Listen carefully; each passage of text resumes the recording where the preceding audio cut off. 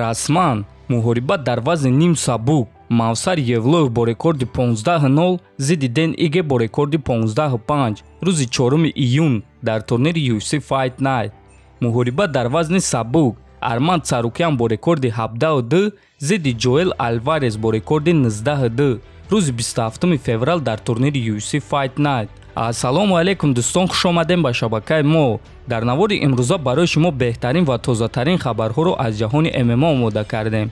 барои ҳамин дар ягон ҷо ба ҳазур нишаста лайкро зер кунен, мо боша наворо оғоз мекунем. дӯстон, шахсоне ки доруҳои гиёҳӣ дастрас кардан мехоҳанд, мо ба шумо беҳтарин ширкат Шифофарморо тавсия медиҳем.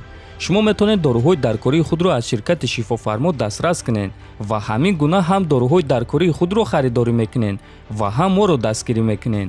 доруҳо барои ришу мӯйсарбарорӣ, барои хунукзадагӣ, барои хароб ва фарбешавӣ, равғани сиёҳдона барои ҳама дардҳо ва боз дигар ҳама намуди доруҳо. худи ҳозир ба номерҳои дар рӯи экран буда занг зада доруҳои даркории худро дастрас кунед ва ҳатман аз номи канали Паҳлавон гап занед. топови ҷангвари UFC дар вазни ним миёна Хорхе Масвидал оиди рақиби дар пеш истодаи худ Колби Ковингтон фикрҳояшро баён кард. чӣ хел хуб аст ки ман имконият пайдо мекунам ки ба чеҳраи ӯ зарба занам.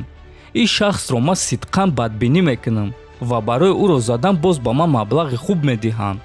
бесаброна вақтеро интизорам ки чеҳраи асосии ӯро дар назди чашми одамон ошкор кунам. ӯ аз ҳама инсони дурӯғгӯтарин аст. малакаҳои ӯ дар қафас маҳдудият доранд. ӯ ҷангвари бо маҳдудият аст ва рӯзи 5 март ман ин чизро ба шумо исбот мекунам, гуфтааст Масвидал. хотиррасон мекунам ки муҳорибаи Хорхе Масвидал ва Колби Ковингтон рӯзи 5 март дар турнири UFC 271 баргузор мегардад ва муҳорибаи асосии турнир хоҳад шуд. дӯстон, ба фикри шумо дар ин муҳориба кӣ ғолиб шуда метавонад? имрӯз хабар пайдо шуд ки яке аз ситораҳои UFC Ҳамзат Чимаев бо проблемае рӯбарӯ шуд ки дар ояндаи карьераи ӯ халал расонда метавонад. чӣ хеле ки манбаъҳо хабар медиҳанд моҳи январ Ҳамзат Чимаев ба амрико сафар кард, аммо дар аэропорт ба ӯ иҷозат надоданд ки дохили амрико шавад. пеш Ҳамзат виза дошт ва эҳтимол аст ки визаи ӯро аннулировать карданд.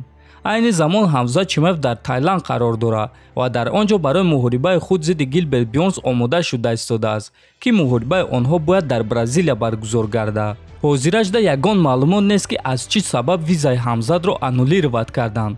ва дӯстон, чӣ хеле ки медонем UFC бисёр турнирҳои худро маҳз дар амрико мегузаронад ва агар Чимаев визаи худро барқарор кардан натонад, пас ӯ ба монанди ҳамватани худ Майрбек Тайсумов берақиб мемонад ва карьераи ӯ хеле ба қафо меравад. барои ҳамин умедвор мешавем ки корҳои ӯ ҳал мешавад ва ӯ боз баромад карданро идома медиҳад. ҳамчунин айни замон Ҳамзат Чимаев яке аз ситораҳои калони UFC аст ва президенти UFC Дана Вайт ҳамаи корро мекунад то ин ки Чимаев визаи худро барқарор кунад. ҷангвари UFC Шавқат Раҳмонов оиди муҳориба байни чемпиони Eagle FC Фаридун Одилов ва Александр Шелеменко фикроша баён кард ва ҳамчунин ӯ оиди истифода бурдани допинги онҳо низ гап зад. Одилов ҷавонтар ва гуруснатар аст. Шелеменко аллакай синни соли калон дорад. Одилов ҳам гӯштин гирифта метавонад ва ҳам дар стойка ҷангида метавонад. аз Шелеменко бошад танҳо дар стойка кор мекунад. Одилов гӯштинги хуб дорад. худи ӯ волник аст. гӯштинги ӯ супер нест, аммо хуб аст. пеш Одилов зуд монда мешуд, аммо ҳозир боша намедонам чӣ гуна. дар Русия дар ташкилотҳои Русия ва СНГ ҷангварҳоро дар допинг намесанҷанд. барои ҳамин онҳо метавонанд истифода баранд. ман нигоҳ мекунам онҳо чунин качоканд, бо чунин тану туш мебароянд. ин қадар мушакҳоро онҳо аз куҷо мегиранд? ман ягон вақт ин гуна набудам, дар ҳоле ки тамоми умр тамрин мекунам, аммо ман ягон намуди допинг истифода намебарам, гуфтааст Раҳмонов. хотиррасон мекунам ки Шавқат Раҳмонов ва Фаридун Одилов соли 2018 дар қафас вохӯрда буданд ва дар ҳамон муҳориба дар сеюм раунд Шавқат Фаридунро бо тариқи нокаути техникӣ шикаст дода буд. дӯстон, шумо оиди суханҳои Шавқат Раҳмонов чӣ фикр доред?